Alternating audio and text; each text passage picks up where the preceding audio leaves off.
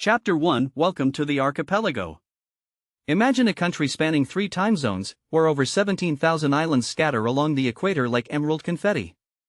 Indonesia is a land of staggering diversity, home to 270 million people, making it the 4th most populous nation and the planet's largest Muslim-majority country. More than 700 languages are spoken, yet a single tongue, Bahasa Indonesia, unites a dizzying mosaic of ethnicities. Volcanic peaks tower above dense rainforests, while coral reefs explode with color beneath turquoise seas. Here, orangutans swing through ancient canopies and Komodo dragons rule isolated beaches. The national motto, Bhinneka Tunggal Ika, unity and diversity, captures an improbable harmony woven from Hindu, Buddhist, Christian, and animist traditions.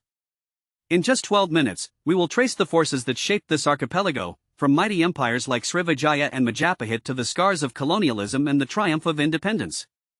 We'll explore the rhythm of daily life, taste the world's most complex cuisine, and glimpse a future bursting with ambition. Let's dive in.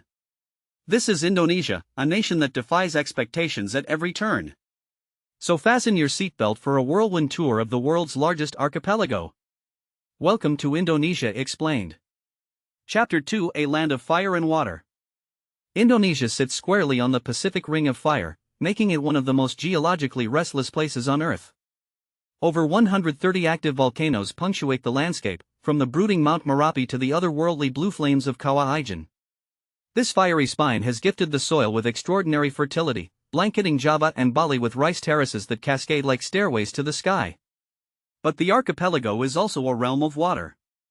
Surrounded by the Indian and Pacific Oceans, Indonesia anchors the Coral Triangle, a marine wonderland harboring over 3,000 species of fish and 600 types of reef-building coral. Beneath the surface, manta rays glide through crystalline currents while whale sharks cruise the depths. On land, the tropical climate nurtures some of the planet's most ancient rainforests, where the world's largest flower, Rafflesia, blooms with a scent of rotting meat, and the Komodo dragon, a living relic, patrols the savannas of its namesake island. This dual nature, fire and water, destruction and creation, has sculpted both the terrain and the resilient character of its people. Monsoons dictate the rhythm of life, and earthquakes regularly test the nation's preparedness. Yet from volcanic ash springs abundance, an eternal cycle that defines Indonesia's physical soul. Chapter 3 From Kingdoms to Colonialism. Long before Indonesia was a nation, it was a web of powerful trading states. From the 7th century, the Srivijaya Empire on Sumatra controlled the lucrative maritime spice route, spreading Mahayana Buddhism across Southeast Asia. Later, the Hindu-Buddhist Majapahit kingdom on Java, under the legendary Gajah Mada, unified much of the archipelago in the 14th century, leaving behind temple masterpieces like Borobudur and Prambanan. Then came the lure of nutmeg, cloves, and pepper, drawing Portuguese and later Dutch traders. The Dutch East India Company established ruthless monopolies, and by the 18th century, the Netherlands had colonized the islands, exploiting their riches under a brutal cultivation system. Yet resistance simmered. A sense of national identity crystallized in the early 20th century, ignited by student activists and the stirring oratory of Sukarno. Japan's occupation during World War II shattered colonial authority, and on August 17, 1945, Sukarno proclaimed independence. For years of bitter armed struggle and diplomacy finally forced the Dutch to recognize Indonesian sovereignty in 1949. The young nation then navigated the treacherous Cold War, shifting from Sukarno's guided democracy to Suharto's authoritarian New Order, an era of development overshadowed by corruption. In 1998, a people-powered reform movement toppled Suharto, ushering in a vibrant, if messy, democracy that endures today. Chapter 4 Unity in Diversity.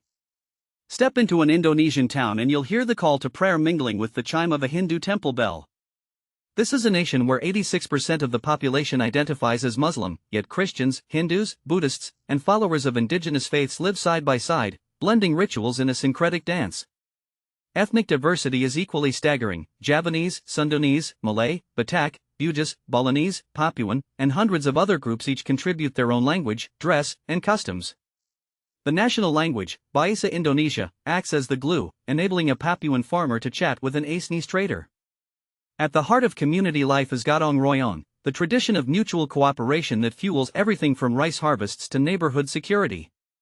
Art pulses through the culture, shadow puppetry of wayang kulit dramatizes ancient epics, gamelan orchestras produce shimmering metallic melodies, and batik cloth transforms fabric into intricate works of wax-resist art. Ceremonies mark every life passage with dazzling offerings and processions. Despite the dizzying variety, a shared sense of politeness, hospitality, and humor binds Indonesians. Whether in a high-rise in Jakarta or a stilt house in the Banda Sea, the principle of harmonious coexistence, rooted in the national ideology Pancasila, is held sacred. It's a social miracle that astonishes outsiders. Chapter 5: The Asian Tiger's Leap.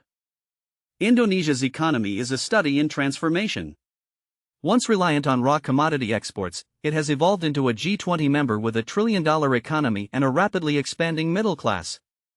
The country remains a major supplier of palm oil, coal, and nickel, the latter crucial for electric vehicle batteries, but it is also nurturing a digital revolution.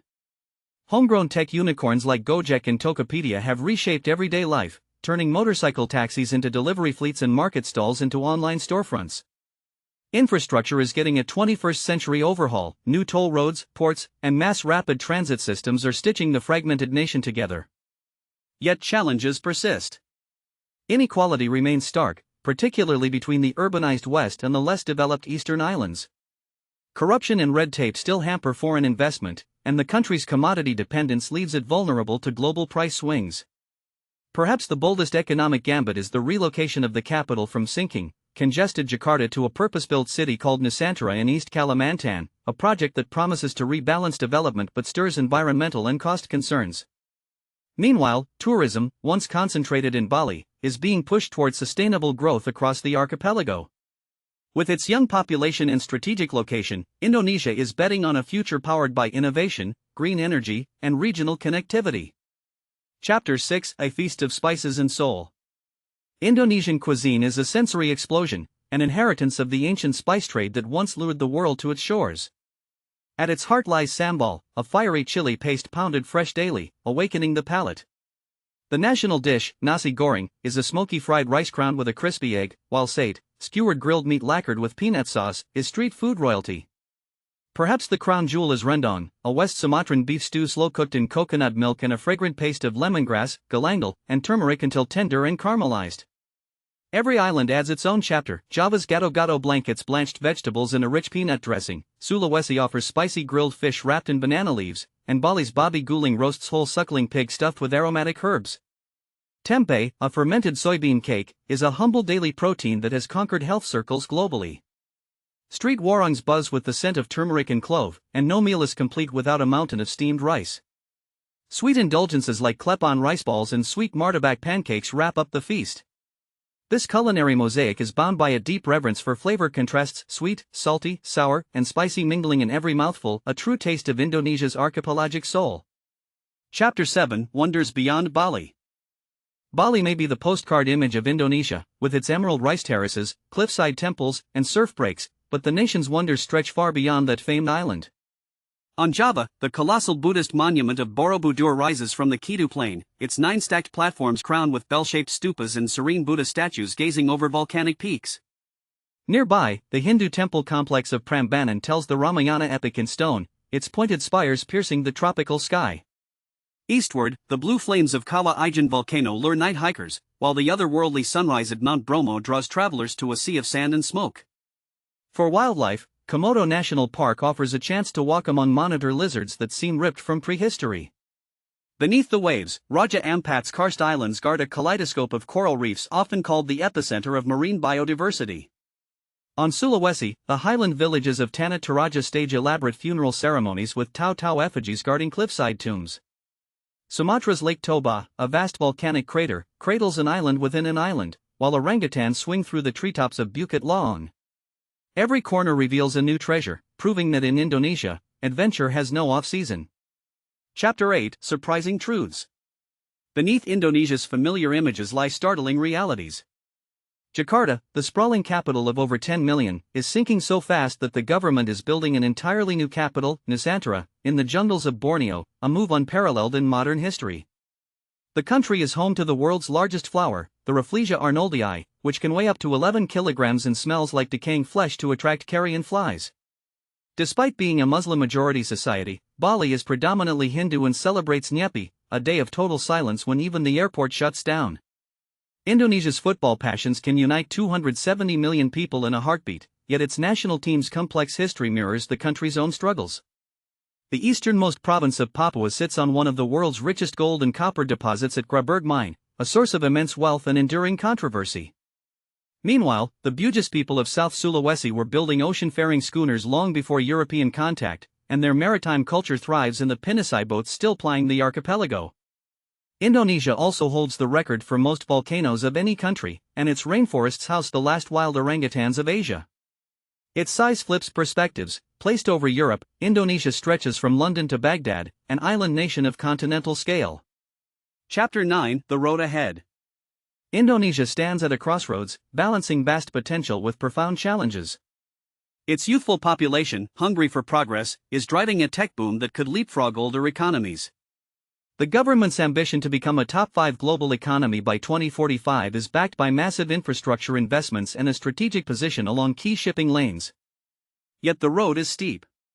Climate change poses an existential threat. Rising seas menace coastal megacities and thousands of low-lying islands, while deforestation and forest fires release carbon and destroy irreplaceable habitats. The bold relocation of the capital aims to ease Jakarta's burdens but must prove it won't merely export environmental damage. Political pluralism, hard-won since the 1998 reforms, remains a work in progress, challenged by rising intolerance and regional separatist movements. However, the same creativity and resilience that built this improbable nation can navigate the coming storms. Indonesia's story is far from finished. If it can harness its diversity as a strength rather than a fracture line, if it can turn green ambition into action, it will not only survive but show the world how a vast, multicultural, developing nation can thrive in the 21st century. The Emerald Archipelago has always been a land of transformation. Its next chapter might just be its most extraordinary yet.